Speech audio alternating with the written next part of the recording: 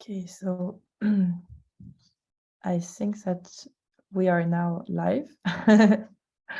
um, so welcome everyone who is joining us both on Zoom and Twitter. We might be waiting a couple of minutes just we had a fourth panelist that was supposed to join the conversation. So we're just waiting and see if he's able to make it. But otherwise, we'll just start the conversation very soon. My name is Alix Faddoul. I'm very pleased to be with you all today and with our amazing panelists. Maybe you can hear in my voice that it's I have a bit of a weird voice. I've been um, having throat issues for the last few days, but not COVID, hopefully. So apologize for this weird sound that my voice can make sometimes. And oh, beautiful, Niklas just joined us. Okay, so I guess we can now start our conversation. So again, hello everyone, and thank you for joining us both on Twitter and on Zoom.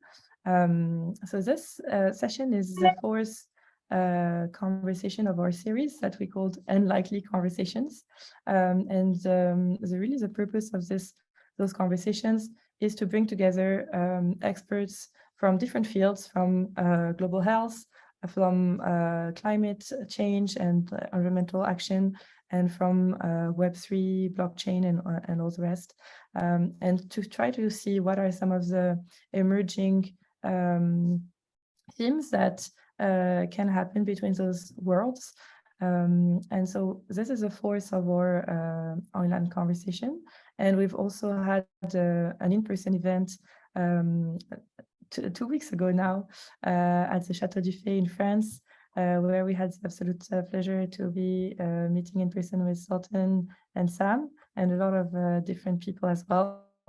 But now we're very pleased to have this, let's say, this conversation as a follow-up a bit from this in-person event that was highly inspiring and led to a lot of very interesting conversations and also potential ideas for projects to be working together and for like strengthening this field of blockchain and planetary health.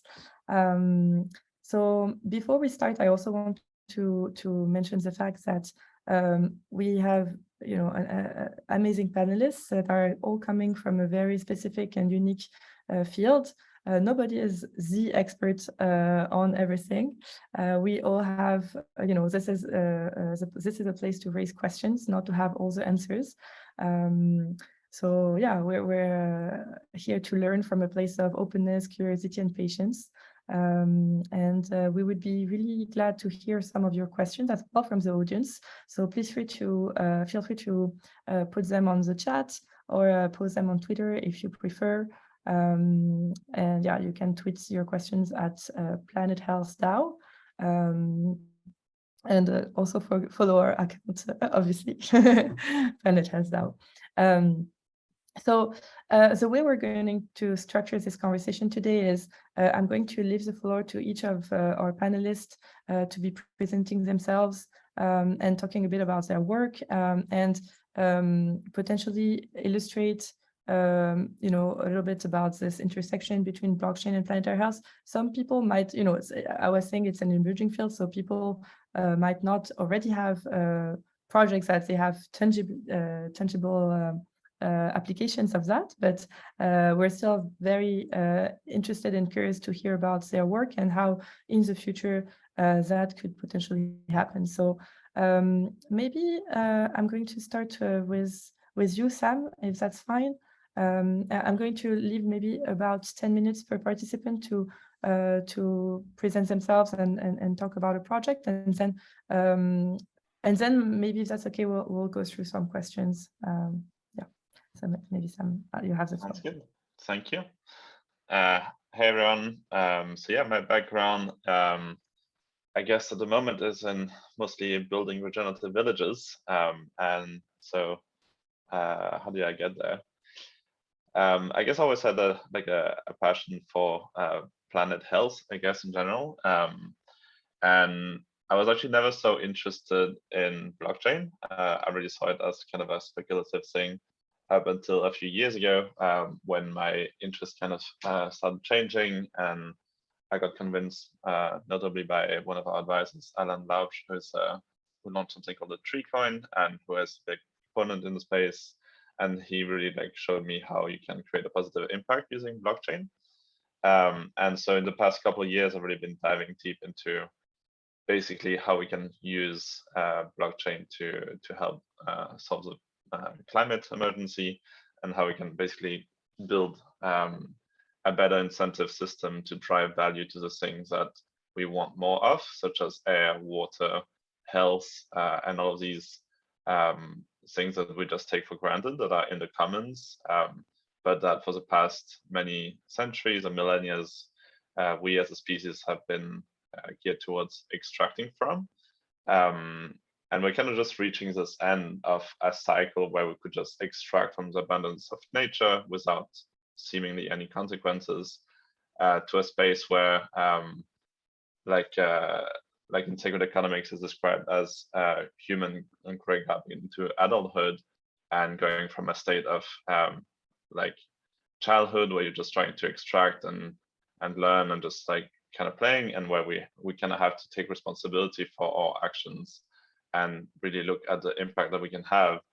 And so I think that, yeah, basically, yeah, we can basically use blockchain in order to put more value back into nature. And so this is what has been the driver for me for the last few years to do what we're doing. So I'm building a project called OASA, which is a conservation network using Web3. And basically we're championing a conserve to live model, where the more people invest in the project, basically the more land we take out of the market, and we regenerate that land and conserve it. That's kind of our model. And so in a way, it's kind of creating a nature-backed asset and currency, where when you purchase our tokens that correspond to the use of one of our spaces, you actually also contribute to regenerating that soil and preserving it for future generations.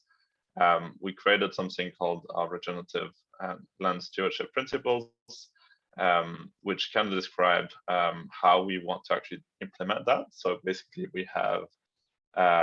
we're putting aside only 5% of the land for actual development of housing. That's going to go to benefiting the members in terms of being able to live there. But the other 95% is going to be regenerated land. So we're going to be 50% of the land is going to be rewilded, and then the remaining 45% is your edible forest and everything in between, where we can have this kind of experimentation.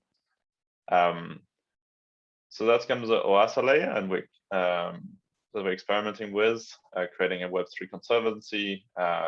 It's a lot of new concepts, also even just bringing this whole DAO concepts and tokenomics into like real assets and real land is like a really still niche area that's been growing a lot over the last few years. But yeah, and then we're basically building a first prototype in Portugal called the Traditional Dream Factory. Sorry, excuse me. Maybe Sam, just oh, sorry. Excuse me to interrupt, Sam. I was just wondering, maybe if you could tell a little bit about what a DAO is and what a token, all those, let's say, concepts that maybe not everyone in our audience is familiar with. Thank you. Yeah, sorry about that. Yeah, so a DAO is a decentralized autonomous organization. It's basically a way to coordinate humans, and it's taking a bit of a fancy word and concept, and just putting it on chain. And but the reality is, a DAO is just a group of humans that want to coordinate around solving for a specific issue. And so it's just a powerful tool to enable this group of humans to have access to, for example, a shared treasury without needing to, for example, have an intermediary that's trusted. So now you can just take any idea, like, for example, CityDAO, which is one of the projects that's also working on creating cities using this kind of DAO technology. it was all formed based on a tweet on the subject. And people just got behind the idea of creating a city on chain.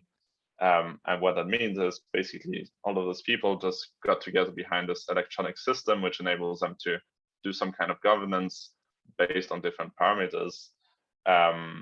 And it just basically enables them to make decisions and to choose how to spend this common treasuries that they now created. And so the models that we have been developing at Traditional Dream Factory is basically taking this a little bit a step further and saying, okay, what is how do we actually want to attribute this governance? And so for us, we developed this proof of presence mechanism, which is basically the more time you spend in the village, that's how we want to reward people with governance, right? And how you can decide on things. And so I think essentially what a DAO enables you is just to create your whole own kind of social economic system that on which you can set those incentives that you want to optimize for. And so in our case, we want to optimize for regeneration of the land and for thriving humans on the land. And so that's why our whole token model, instead of incentivizing some kind of extractive behavior, it incentivizes regenerative behavior. And you don't become an owner in the land in the traditional sense where you can extract from it. They become a steward of the land in the sense that you can get the use of the land, you can come and live on the land, but following certain regenerative principles. Yeah, so that's. Thank you. This is fascinating. Yeah, shifting from ownership to stewardship. This is definitely something that would highly benefit our natural resources and our common goods. And yeah, it's fascinating to see how those new tools can facilitate a decentralized governance mechanism. And so maybe since we were starting to talk about regenerative finance and things like this, I can now ask Mel to talk a little bit about her work, which you know, from what I understand, is not necessarily using blockchain yet, but is using a lot of different innovative techniques to fund the preservation of natural resources and channel funding towards environmental action. And yeah, I would be curious if you could tell us a little bit more about that, and maybe then we can explore if and how blockchain could be relevant to support your work. Totally. Well, a little bit of where I am coming from. From early on, I was interested in development, and then I became interested in nature. So I have been working from consulting firms and sustainable investment companies to projects directly in the field, like environmental and sustainable development projects in the field. So I have like this very diverse perspective on how projects work in the field and what needs to be done, and also what is the conversation out there in these sectors. And yet when I have been in different sectors, I see that the narratives are completely different among each other. They don't speak the same language. And what I have been trying is to find financing approaches that work for nature. Is like, how can finance work for nature? And what I have been doing lately was one topic that is at my core is climate adaptation, because I don't know how familiar as you are with, but climate adaptation will, especially in the global south, will have dramatic effects and will rip off decades of progress that have been done in international development. So for me, it's like a very important topic, and yet it's almost impossible to finance it. So what I did in my research was I saw different best practices and different success examples and try to find common patterns of what could work for that. And I saw different innovative financing mechanisms. I didn't go into blockchain as such, but I explore more from the human perspective and human behavior. Like, what do you need to consider when developing this type of initiative? And now what I'm doing in my current job, I'm working in at the NGO, and what we are trying to do is we are developing a fund to continue. They are performing regenerative practices to save the rainforest, the tropical rainforest. And what we are trying to do is, now that the project is coming to an end, how do we finance it, like in the future? How do we sustainable finance it in the future? And that's why we are trying to build a bond by involving different actors. So when you were talking, Sam, something that caught my mind was these incentives, and how do we use incentives to generate the desired outcome. And I think that's really relevant here, because something that I have seen, and I'm an economist, so I have still like the incentive hat, and I think that incentives are really crucial when it comes to protecting nature. And yeah, this is really at my core. So yeah, I'm looking forward to start the conversation and to see ways in which we using incentives and using different proven things can move this forward to protect nature and regenerative practices. Yeah. Thank you very much, Mel. And there was at least some positive news on the preservation of the Amazonias recently. So hopefully that can also help strengthen that type of initiative and projects. So maybe what we'll do is finish this round, and then we can also have those conversations about bridging those things together. So I don't know, Niklas or Sultan, if there is any order of preference between you two. I'll go so that I'm not trying to think of what I'm gonna say, and I'll listen more. Sounds good. So I'm by no means an expert in blockchain space. I came to it actually through like community organizing and education. So I was working in the education pipeline in Detroit, Michigan. This is at a time when like our mayor went to jail. The city filed for bankruptcy, like everything was chaos. They had fired all of the art teachers, so I ended up teaching in a school pretty randomly. And then and I really started to see what I call these data black holes, right? So if you think about something like dropout rate in the city, it's based on like how the students are counting, or how the schools are counting how many students are in regular attendance. But there are all of these sort of cultural factors that affect that don't show up anywhere on paper, right? And so for example, where I was teaching, Southwest Detroit, they have this thing called count day, which from a data standpoint is you're biasing all of your data, right?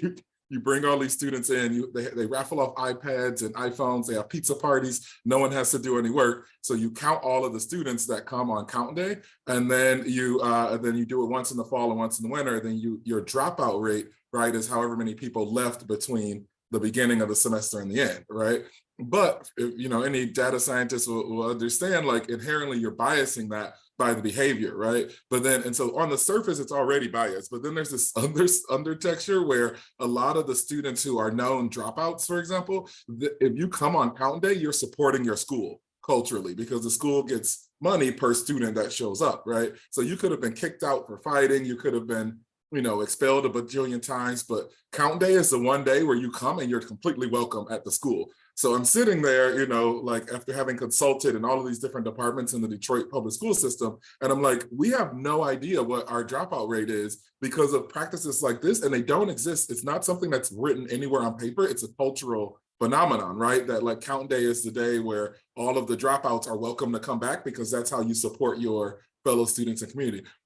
And so I started digging deeper into this way of like, how could we, explore these data black holes, which essentially are erasing like the truth of people's experience? Because on the other side, I was working with the state, and we're trying to solve how can we reduce dropout rates, right? And but there's no way you're going to find an effective solution when you aren't actually looking at real data. So I ended up like exploring this field a bit, and then I ended up going to MIT to get a master's in comparative media, with the hope of using like augmented reality and virtual reality as a way to sort of visualize these types of things and like bring them almost like out of the black hole, right? Like sort of shine a light on them, even though light doesn't exist in a black hole. So I started studying anything I could really find, like how could I solve this? And I ended up taking a class called Media Ventures at the MIT Media Lab, and learned of these two blockchain things. And I was initially a blockchain skeptic, and then I learned about this. One is called Enigma,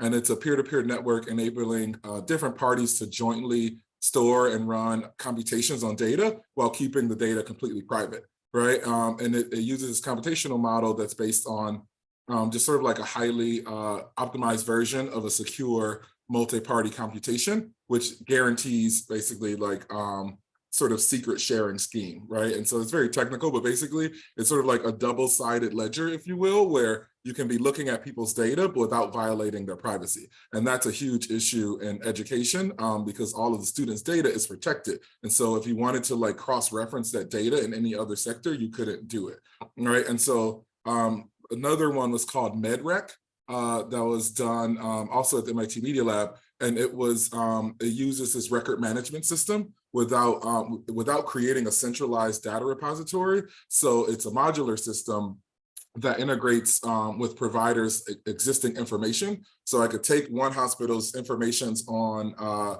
stroke recovery, right? And then anonymize that data, and then but I'm still linking it to a specific patient, essentially through their ledger, right? And then can connect that data to another clinic's information that can then paint a bigger picture. And so for a while, I wasn't actually doing anything with, I knew that there was a solution here, but I didn't know what to do with it. And then during COVID, I'm in Los Angeles and Venice Beach. And then the Venice Beach boardwalk was just rocked by COVID. Like they closed the beach down, they closed the libraries down.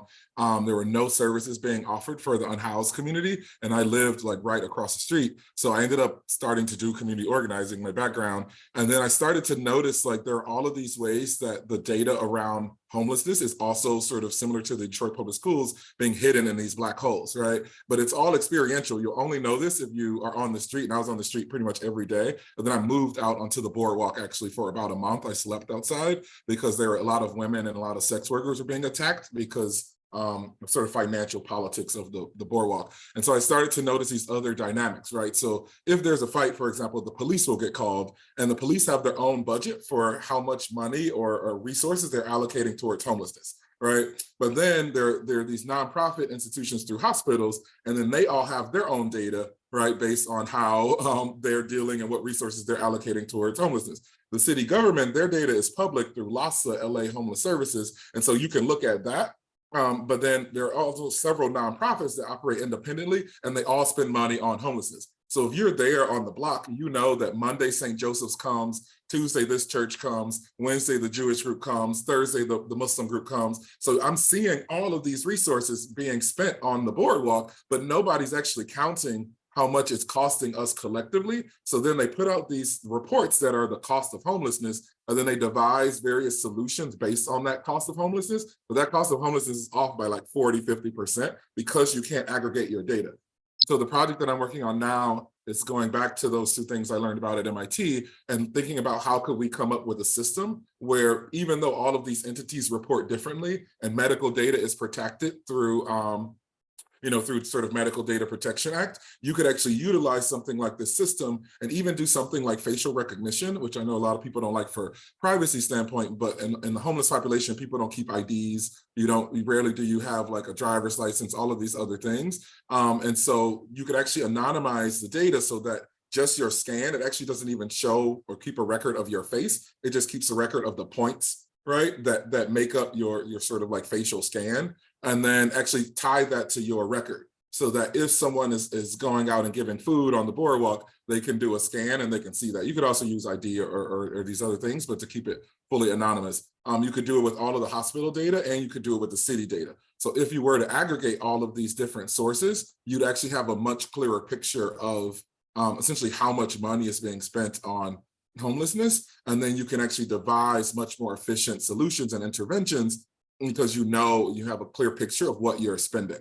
And so the other element that I add is using, the same is actually true for land. So there's all of these empty properties all around LA County, and no one like sort of visualizes all of them together because they might be coming under different sort of the control of different city and neighborhood councils. So there's no big picture of like, this is how many empty spaces we have, because the politics of who manages those spaces might govern how it's reported. So basically a lot of my work now, and this is my PhD thesis at USC, is taking, I recorded about 300 hours of interviews and just experiences walking around trying to get access to resources if you're unhoused on the street, and then developing sort of a model, like an augmented reality model of the movements of where people are going and actually how much resources are being spent.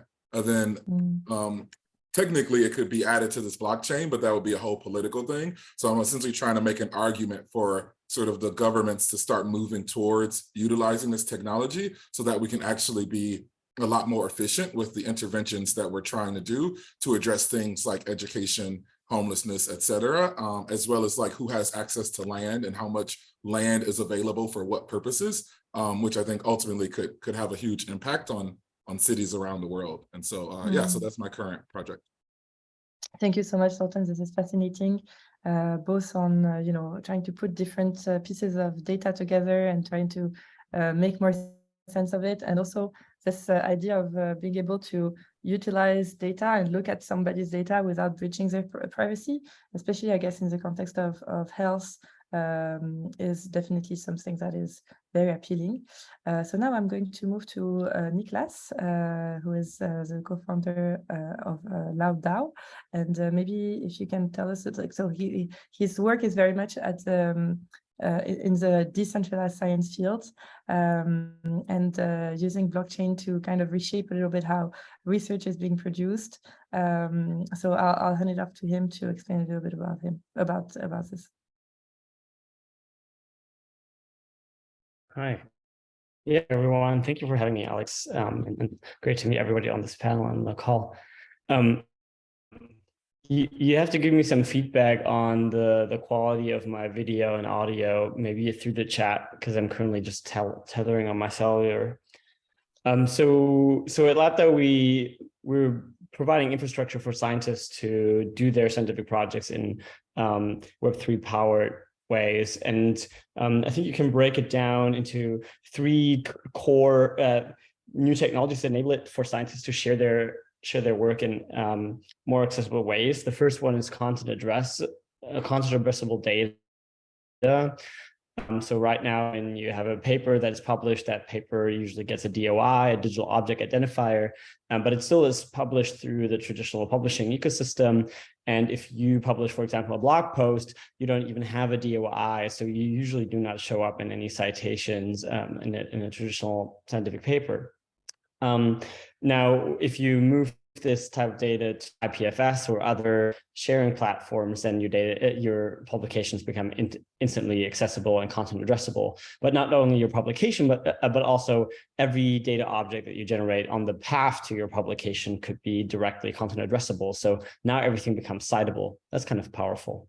The second technology that we get really interested in is content addressable transformations. So not only can every piece of information that we collect, and that could be also, just speaking off the cuff here, from people that I know that work in Collectivo, where it's all about stewardship of nature, and data assets are related to the stewardship of nature.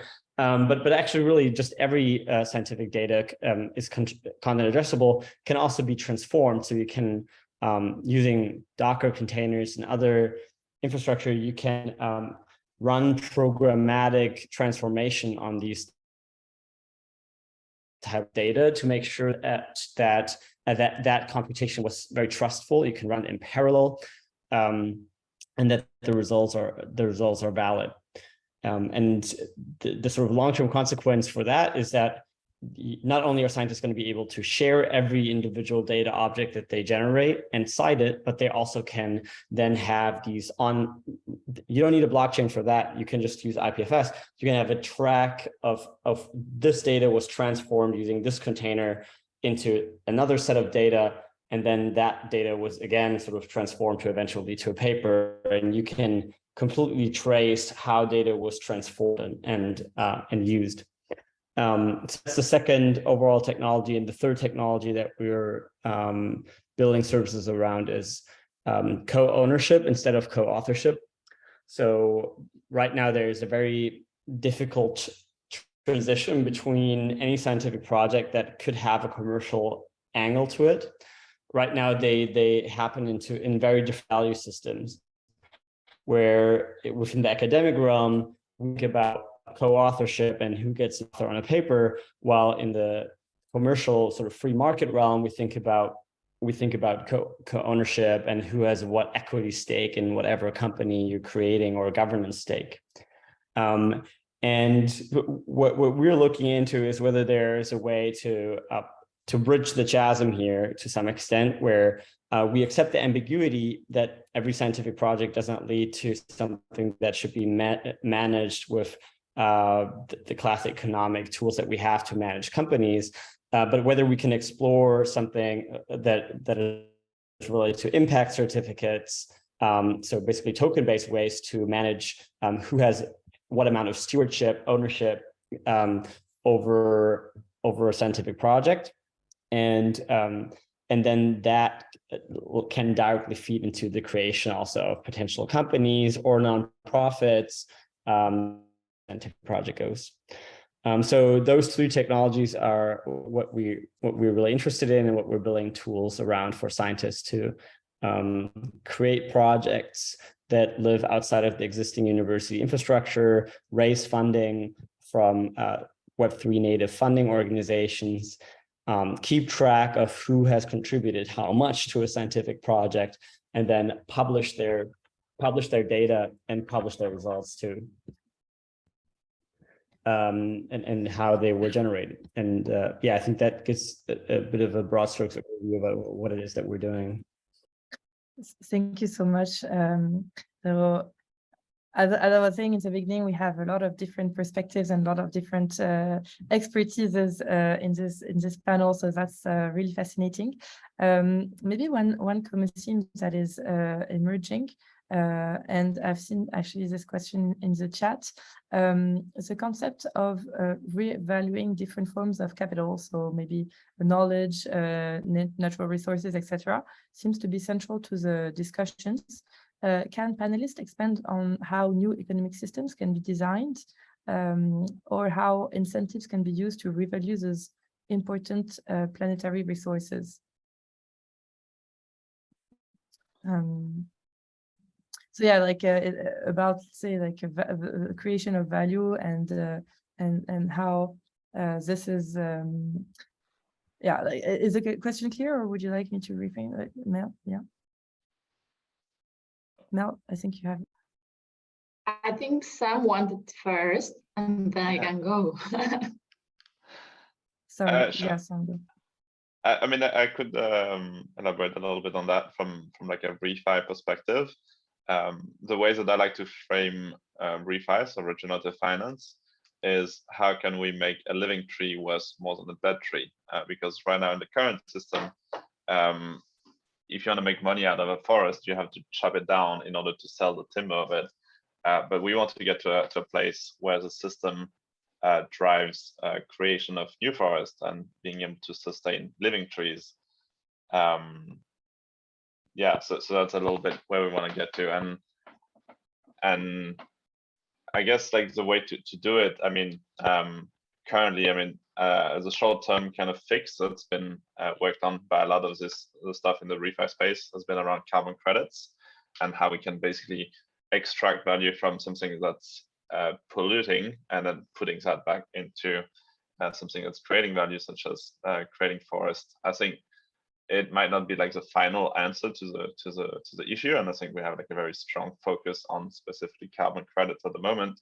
But in general, it is a good way to basically measure how we create value by measuring how much life we're creating. So I think first is like finding the right metrics to kind of incentivize, and that's going to be really critical in creating this kind of new economy. It was also something that came up during the Planetary Health weekend that we had. We talked about how we can instead of, you know, rewarding doctors for shipping out medicine to sick patients, how we can reward doctors for having a healthy, well, just healthy people in general. And that becomes really hard because it goes less into the tangible and the measurable and more into the qualitative kind of thinking. And so that's always kind of the hard thing to do, is as soon as you start to quantify things and to use kind of metrics to do it, those metrics can be biased, and you can start to optimize for that specific number rather than optimizing for the actual output that you want to have from it. Mel, I'll pass it to you. And I also want to add that it's crucial to identify incentives, because in the world we live in currently, there are a lot of wrong incentives for doing bad things. And what we want to do is identify them. By doing so, we can move from there and generate structures or combinations where the right incentives are encouraged. So for instance, what I did in my research in climate adaptation, I don't want to go too specific in climate adaptation because I don't know how familiarized you are with, but generally speaking, what you want to do in adaptation is you adapt to be better prepared for climate change.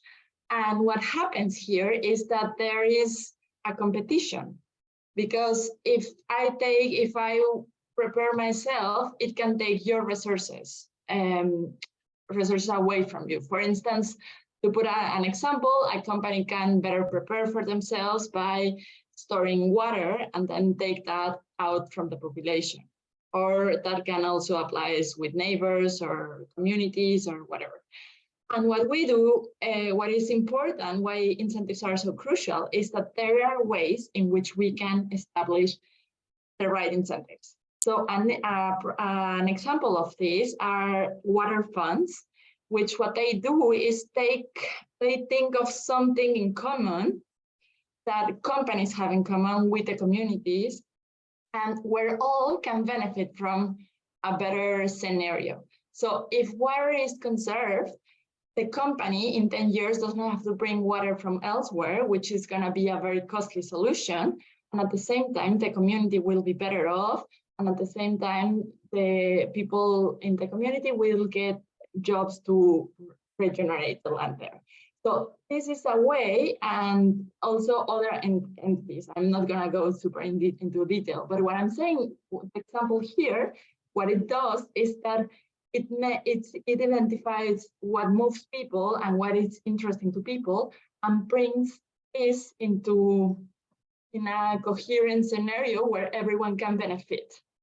So that's a little bit to explain why incentives are crucial and what they can bring new ways to generate better scenarios and better planetary health in that sense.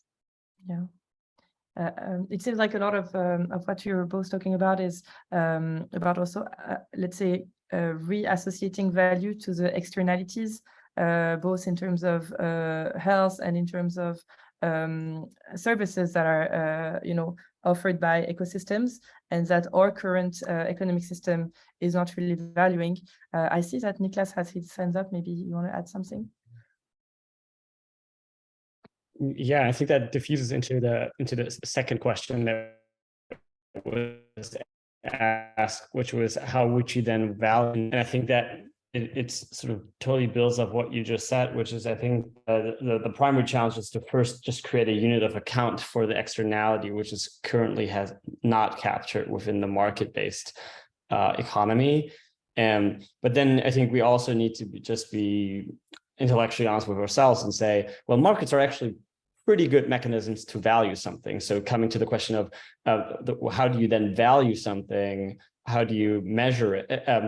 I think that is where markets can be useful. The first thing is really to hack the fact that you have a unit of account.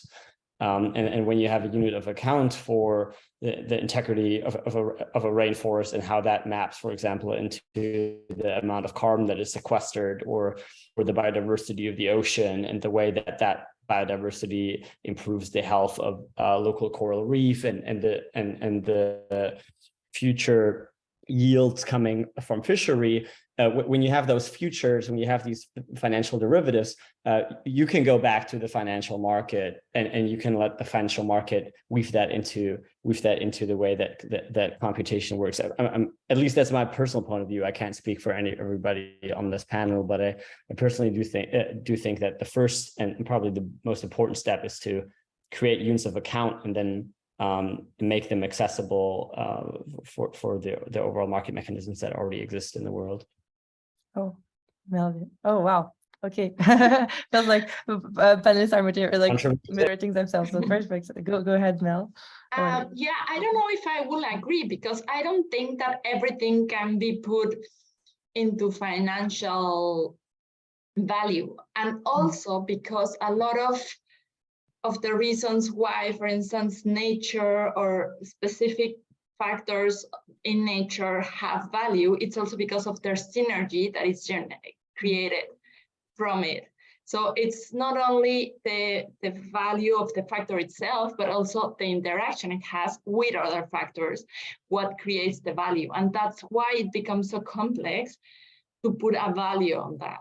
So I don't know if I will agree with everything can be translated into a monetary value. Maybe you can just give an illustration of what you mean by this intersection, and then I'll move to Sultan. Yeah, I mean, for instance, with biodiversity, we can see that it's not only the value of, let's say, water to drink for humans, but it's also all the different, no, that's a bad example, but something that I can think of, it's like negative synergies. So it's not only the fact that we have less species and biodiversity is a problem, it's also the other problems that are generated as a result from that. Do I make myself clear, or do I have to? No, I think that was clear. The interactions that take place between them. And so maybe Sultan, if you like the side effects would be. Yeah. I think mine is sort of adding that, then also kind of addressing the next question with a little bit of a pivot, because I think what you could measure, and so I'm always coming at things around like information and data, and so I think you could measure the sort of behaviors, right, or like all of those elements of that complex system. I think blockchain could map those, and so then I think you could get more specific and strategic with finding sort of the right intervention that might have the most optimal secondary or tertiary effects, right? So a lot of times I think the conversation is focused on like the immediate sort of issue, right? But then we're not looking at this sort of complicated system that might be associated with an issue, like you're saying, Mel. But I think a first step of what we could do is sort of think about the specifics of each item of that I was about to say that interaction, and then like think about ways to adjust that. And I'll give an example that's a very different use case scenario, but because I think a lot of times we're having a conversation that not in this particular instance, but where we're assuming like that the way things are is already in some way optimal, right? As opposed to thinking about or coming at it saying, if you're already operating at like 30% efficiency, then before we have to do things to necessarily change the system, let's get the system itself operating at greater efficiency inherently, and then the solutions we make after that, I think would we can think about that sort of when we get there. But I think a bigger output we could get from could be making other interventions. And so one example that's, again, a totally different scenario, but it's how it's already sort of structured in my head. In the state of Michigan, this is a project I worked on for a while. The cost of incarceration for juveniles is $43,000, right? And so, but we have an 80% recidivism rate, meaning 80% of these kids are going to go on to do another offense. And usually it's things like, they went along with their friends and robbed the liquor store. Like that's what one of my students did in the youth program I ran. And then they end up, they get a year or two in juvie, right? And so we're committing these resources, and then in this structure of like how the prison industrial complex works, and then that's how much it costs to go to juvie, right? But no one's actually looking at, well, if you are failing 80% of the time, maybe that's not the best intervention you could do. So what if we took that $43,000, there was a Nate, like where Sam's, we send them to, with a counselor, they go to a place like where Sam is operating, and then the resources that we're spending on rehabilitation, right, could actually be going to something that's one, better for the people who you're attempting to rehabilitate, but could also be better for the environment, right? Because several studies show that working in nature, going on hikes, etc., could be way more beneficial than sitting in a jail cell, right? So if you look across the country, like there are thousands of people that we're spending $43,000 on. If they go to federal prison once they turn 18, it's $77,000, right? So a ton of resources could be generated just by rethinking how we're approaching this thing that we know fails at 80% of the time, right? So I think there's a way where if we could get very specific and we find, say, an example Mel was using, there's a specific intervention if we introduce X new species or did this much more planting, of a species or a plant species, for example, that's being overcropped or oversourced or something, and then you could find this other way where, let's redirect this other resource over there that could actually help that, because the current money we're spending on that resource isn't actually going to anything. So I think there's a ton of solutions like that where we could reevaluate sort of the judgment of measuring, right? And we don't have to think that we only have a budget, or the budget that we're using, or the way that we're even framing something like biodiversity, like that's the only way biodiversity could be framed. Biodiversity could be tied to homelessness, it could be tied to incarceration, it could be tied to these things that we're already throwing money at. And so the budget doesn't have to come out of some new nowhere place. It could potentially just be moved over if we found a more effective intervention from like a social standpoint. Yeah. A lot of hands up, and definitely some very interesting synergies to explore between the benefits of preserving the environment and how that can also help increasing people's wellness and health, and how data can also help illustrating that. So maybe Niklas, you had an additional comment about that? Yeah, it's a bit of a response, and sort of trying to make a point that actually, I think, harmonizes a lot of the takes, because I do think that they are actually we're just sort of touching the elephant from different points, where I do think that the elephant is data and creating units of measurement. Only when we can account for something that is an intangible resource, we can account for it, and we can make decisions, and a complex system such as human society or economy can account for it. And I think that's something like Sultan, you said, when you made that argument about restructuring the way that that basically juvenile detention worked, the first thing you did was you mentioned a number in dollars, and then you get constructed an alternative argument. And I think that's sort of a pattern we're seeing everywhere. It's like, if you want to make people change the way that capital is allocated, you need to reference it back into their frame of reference, and basically into the frame of reference in which most of human decisions are made. And it's like changing allocations of capital is basically you sell the one thing and you buy the other thing.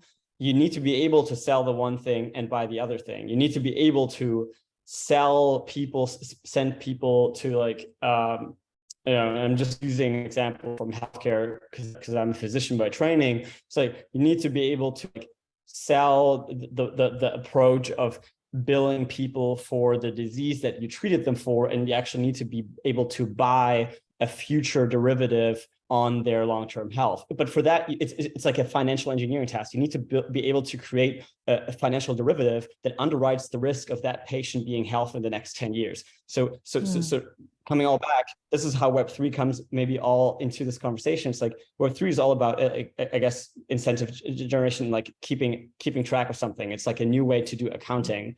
And if I think the only way that we can really be successful is if we do accounting, if we extend what we account for. And I think that's all about, like we need to extend the accountable universe. We need to extend the accountable universe to making sure that that we also keep track of the trees that are still standing and not only the trees that are dead. We need to be able to extend the way that we account for people that are actually like healthy and able to do their work, and not only people that have a disease and I see them and then I put in a billing code, like all these ICD like ways in which we account, in which we describe diseases, they're all coming out of billing. Like that's how where they historically come from. People just want to account for stuff. The stuff hard to account for, which is the absence of something that just usually didn't get accounted for. And now we have a new account with then taking the sort of step back into this, you know, maybe a bit iffy world of like finance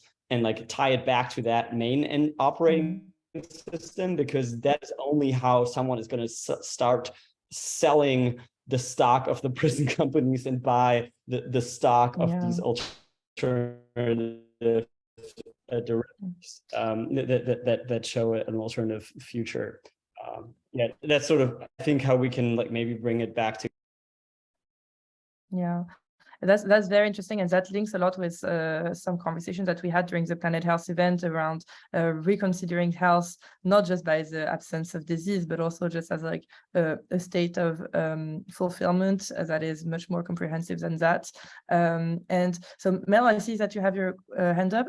I'll give you the floor, but also I wanted to see if we could do, maybe since we're on the solution conversation, maybe if we could have a little bit of a brainstorm about if and how blockchain could be applicable to the type of project that you work on. So maybe like if you can think about some potential, let's say like a specific use case, and then we can also leave the floor for other participants to explain what their take is on that. Perfect. Yeah. Just to add what Niklas just said and what we were talking before, yeah, I agree with that. My point about synergies was more regarding that we don't live in a linear world and that there are complexities, and in the complexities is where these synergies are created. And for that sense, I agree with what you were saying, Niklas, that like a forest is not a mix of trees.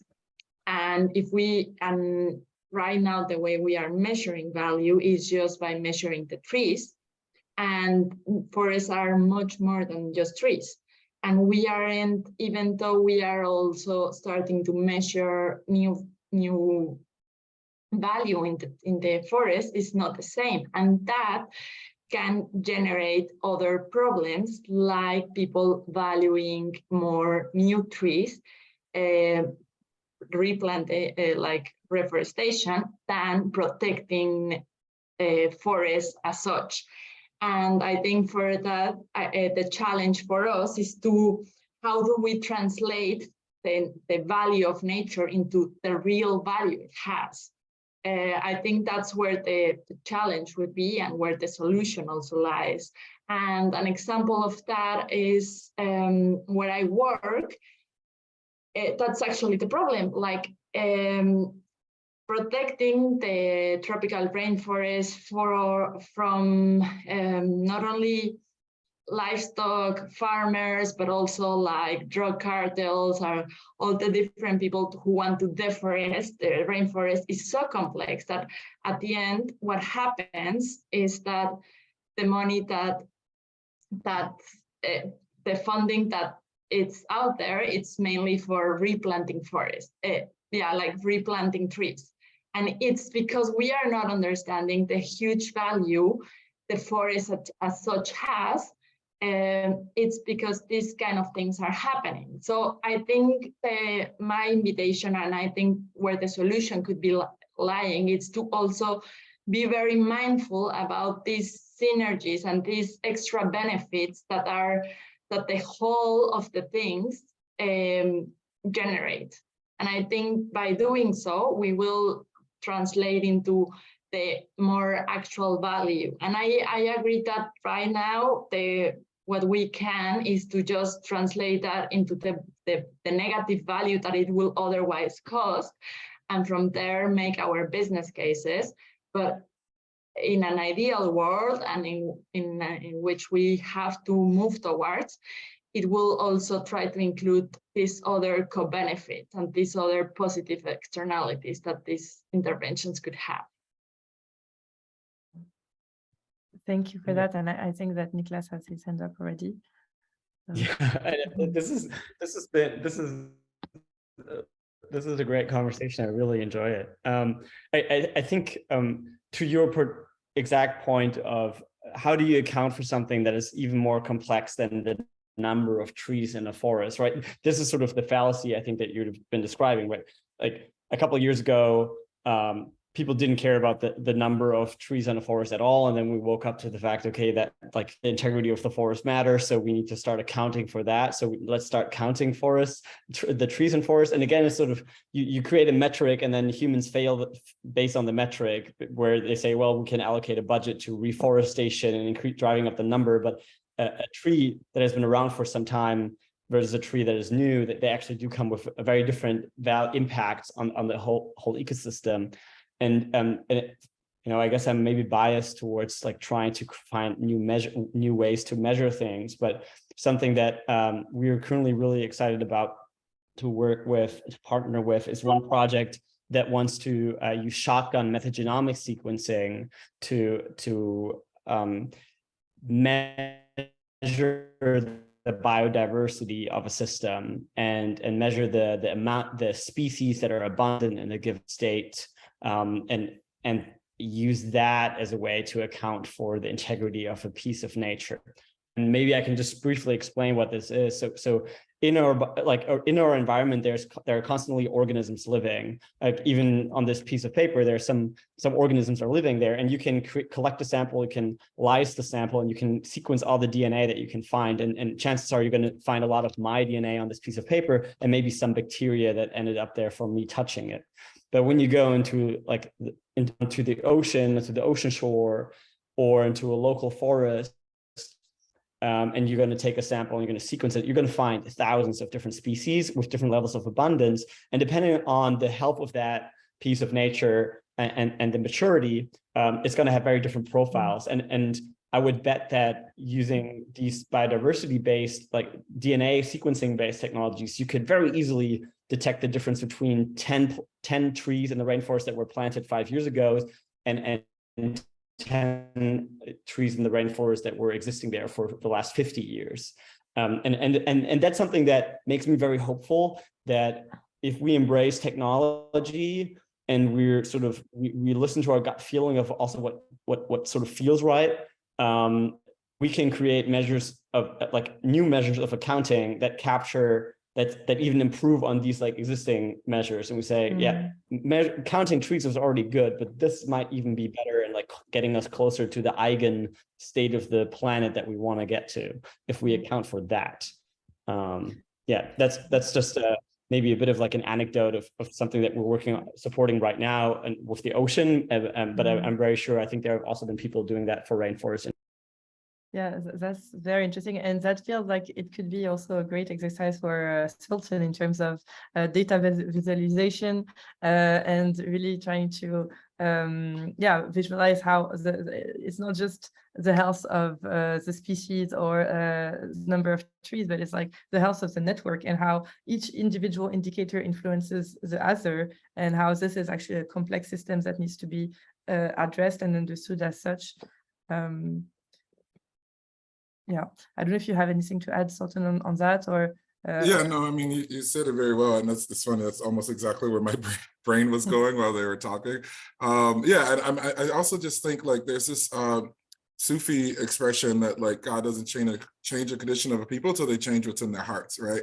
And I think there's actually this unique way, and sort of modern algorithmic stuff does this a little bit, trying to sell you things, but I think there's a way we could tie our individual sort of behavior and in a more sort of direct way, tying behavior and sort of behavioral patterns on like a communal level to these specific outputs, and then really just start to devise like more interventions, you know, by like trying to create, like a lot of my work focuses on change, like cultural shift, right? And so if we can figure out a way get people to shift their behavior. And I think one positive output of COVID is we saw the whole world change its behavior in like 2 or 3 weeks, right? So we know that it's technically possible for us all to change the way we move, change the way we travel. Like the sky in LA, the first 3 weeks they shut the city down was the clearest I'd ever seen it because there were no cars on the road, right? So many of these things that we think about are all contingent upon like the cultural elements that dictate our behavior. We could have a ton of conversations around how to reduce smog in Los Angeles, but we know for a fact that people being scared to leave their home is a way that you reduce smog, or at least people having a reason to stay at home, right? So then you can analyze it from the perspective of, like all of the sort of the budget we have for reducing pollution, et cetera, et cetera. But then you could also think about what are ways we could also get people to shift behavior in that same way, and what are the cost of like that type of leverage or that type of cultural impact. So I think there's a great opportunity that we're in right now to really kind of like what Nick was saying, like thinking about these ways of valuing things and actually drawing this connection. And then I think you can visualize that. We were talking in class yesterday in this future cinema class, like what if I can go to buy, salad dressing, and I buy Newman's Own salad dressing, which is sort of a nonprofit salad dressing in the company in the States at least. And I could immediately, if I have certain glasses on, and they're starting to do this already in stores with augmented reality, and I could see the planetary impacts in 10 years or in 30 years of if 1,000 other people made my same purchasing decision, right? Versus if I go buy this other salad dressing, I can see 30 years in the future of what that will look like, and it pops up on the screen when I scan it, right? And so based on the carbon emissions, et cetera, of the company that's making this other product. So I think there's a lot of ways we could start to think about how to shift essentially like a lot of consumer behavior, but also cultural behavior that could also have a huge effect and impact on these things that we might not think of as being related, but actually are sort of directly connected, but through these like, invisible sort of cultural strands.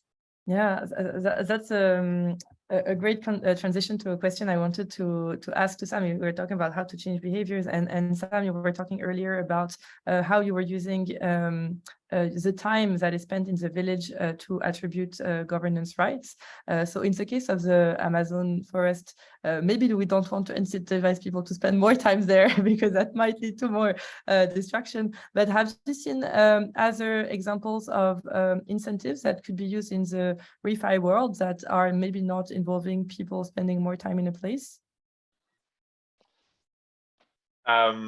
I mean, something that was coming to me before as I was listening is I think it is also like we have to also be mindful of what we measure and not trying to not falling for the trap of trying to measure everything, because I think it's kind of like it can be a way to get there, like as a first step. Like we want to measure how many tons of carbon we produce so that we can measure how many tons are offset and so on.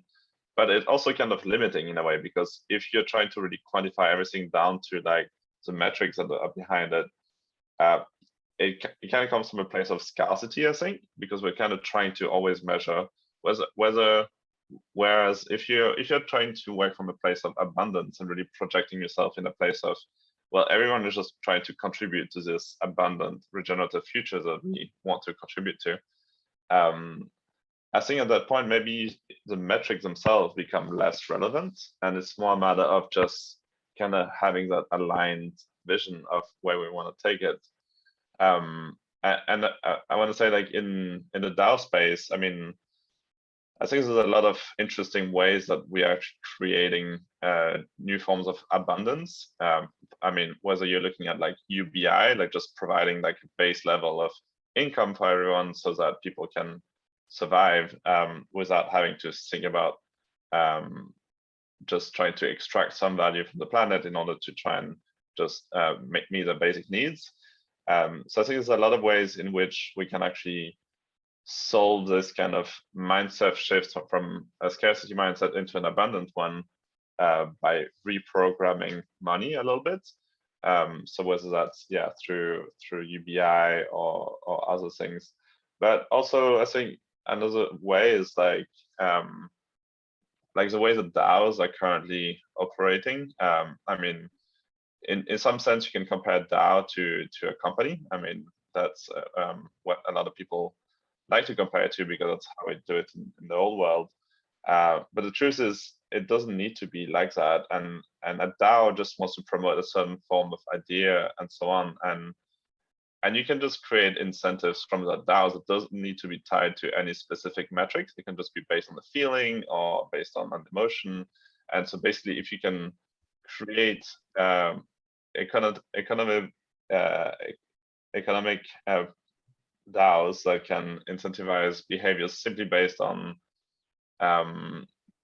perceived value of actually creating this abundance based on the shared culture, I think that's when you can also start to shift those behaviors. And one example, for example, is seed, which is a regenerative currency, where you have an inflation that's being minted every year, which is part of the protocol. And this inflation, instead of being directed into banks and companies and so on that contribute to the system that we're trying to get rid of, that inflation can be distributed directly to projects that go in the right direction, that are regeneratives, that support the commons, basically. Yeah, and to go back to your question about examples of other kind of primitives that we could use to kind of value this. Yeah, I mean, there's I mean, obviously, like we talked about earlier, like there's all kind of sensors being worked on. We talked about measuring, for example, biodiversity. So I mean, it's really easy to, for example, set up sensors to kind of measure that. I mean, you could use DNA, like this Niklas mentioned, but you can also use really simple things like audio feeds. You can just detect how many species of animals are present in that feed, and that's like a really simple way to just measure like the level of biodiversity in the space. You have all kind of automated validation that you can do, like using satellite imagery and all these kind of things, where you can actually create models to really track the health of an ecosystem. And I think these kind of things are kind of just the right nudges that we can use to start rewarding the right behaviors, but keeping in mind that the final state of this economy should be more based on everyone really contributing from a place of abundance and contributing to a common project that we can all share. Yeah, I think that, yeah, Mel, you had your hand up. Do you want to respond to that? Yeah, it's more a question. I agree with that the fact that going, like setting a value in a very detailed way, if companies, what I have seen by working with companies is that at the end, they don't, even if the value is there, they don't relate to that, and they can only relate to their negative value. So in that sense, that's where my question to you, Sam, lies. How can you see, because what it seems to me is that everyone contributes. It's like a mindset in a way of a close community, or a community where people feel as close in a sense. But how do people contribute, for instance, companies that feel that they are not based in this rainforest and they want to contribute, but they don't see the direct contribution to their own system? So that's my question. How do you go from scarcity to abundance in a system that feels too open that they cannot relate to this and to the interactions that it generates? Yeah, I mean, I think it's a really tough problem, right? Like shifting into this abundance mindset, and I think it's not gonna get easier, because we're entering a world where there's gonna be more and more scarcity. We're entering a world where, because of climate change and so on, there's going to be food shortages and so on. So it is going to be really hard to project ourselves in this abundance mindset. But at the same time, I think that's really what's needed. And I mean, some tools, like one, for example, that was brought up during the planetary health, is like hyperstition. So it's, instead of working from a place of how the things are today, is trying to project ourselves in how the things could be in an ideal future somewhere in the future. and just working from that space. And that's actually also how we founded our project, OASA. It wasn't from taking what does housing look like today and how, like, what do we build today. It was like taking how do we want living to look like in 2050, and how can we start working towards that vision today? And then you backcast back from that ideal future. And I think putting all the different stakeholders in the room together and working together on this common vision that you can have for, say, 2050 or somewhere a bit further ahead in the future than tomorrow is maybe one tool. So that's a great transition to maybe what would be my last question. But so if we're taking this hyperstation mindset and envisioning this, future that isn't necessarily something that we are trying to reach 100%, but is more like this kind of vision that helps us live the present moment in a way that is making it more likely for a convergent future to emerge, let's say. So if we have this hyperstation of a world that is in which planetary health and blockchain projects are flourishing and are really helping to address the issues of climate change and global health at the level of emergency and scale that they require. What do you think would be some of the things that are needed to help those projects grow? And from, since it's still an emerging field, for people to also learn from each other and share that knowledge and expertise that they are getting from doing.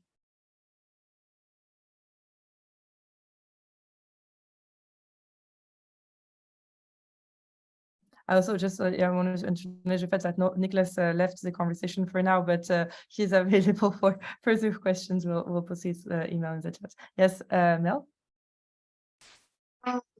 One word that comes to me when you are asking this question is prevention. I feel that one crucial factor here for a really holistic planetary health is prevention. So that applies to health, that applies to climate change, that applies to biodiversity, and to start seeing like not only the interaction, like to start preventing from a place in which we consider the complexity and we think more in systems and we see what are the real root causes and we attack them from there. Not attack, that might not be the word, but we design a better future from there, from a place where we start preventing and when a place from that consider that wants to create positive interactions. So I think that's how it would look like for me. Yeah, and that links a lot with all those conversations that we've been having around value and externalities and all that. This is also something we talked about at the conference.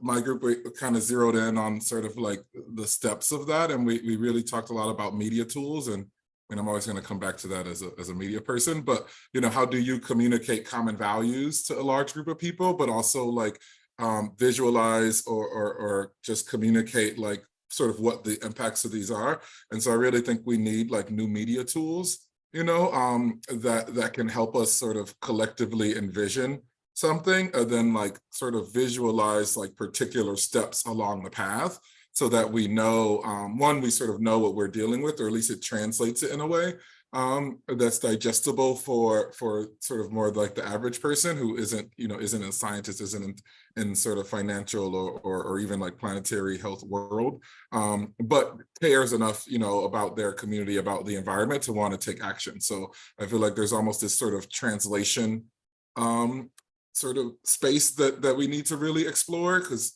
like, my background again is community organizing, and even on the state level of looking at like all of the nonprofits in the state of Michigan, and there are probably 1,000 that are addressing environment, right? Across all of the different cities. So it's like, what tool could we use? You already have a committed group of people. You already have folks who are committing, resources and time and energy to something from a value standpoint. So then what is the tool that we could come up with if we want to communicate what a preventative step looks like, or what a collective step looks like? And how do we maybe translate some of these concepts that might be a little bit more complicated, even though action required isn't necessarily complicated, and the ideal benefit isn't necessarily complicated. So a lot of my work now is really thinking about visualization tools so that people could say, here's what my contribution is, right? Here's the little thing that I'm doing, and this is how it fits into this much larger, much more complex ecosystem of things. But at least I know and feel like I'm doing something and contributing to a larger vision. Yeah, thank you for that. I think that maybe Sam, you wanted to add something as well? Yeah, maybe just like a little thing that came to my mind as well when I had talking about prevention. I think like one of the big crises that we have is a crisis of meaning. I think, you know, like we kind of went through this whole like scientific revolution and so on, and we kind of lost like a little bit of faith for a lot of people in this civilization.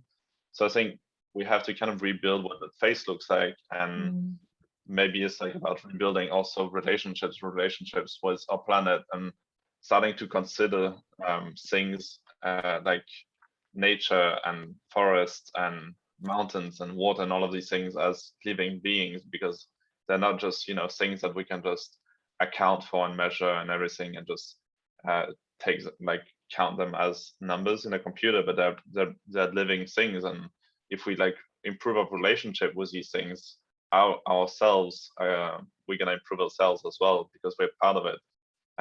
When a tree exhales CO2, that CO2 is inhaled by when a tree exhales oxygen, a human will inhale that oxygen and vice versa.